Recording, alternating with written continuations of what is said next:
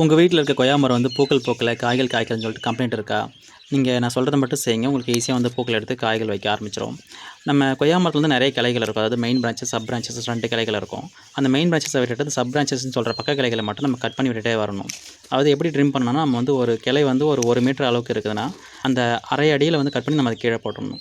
அதை கட் பண்ணி கீழே போடுறது வந்து நம்ம மரத்துக்கு அடியிலே போடாமல், பக்கத்தில் போடாமல் கொஞ்சம் தூரமாக செப்பரேட்டாக போடுங்க. இல்லைனா வந்து ஏதாவது டிசீஸ் ஃபார்ம் ஆகும். ஸோ அது மல்ச்சிங் வந்து கம்போஸ்ட் ஆனதுக்கப்புறம் நம்ம உரமாக யூஸ் பண்ணிக்கலாம்.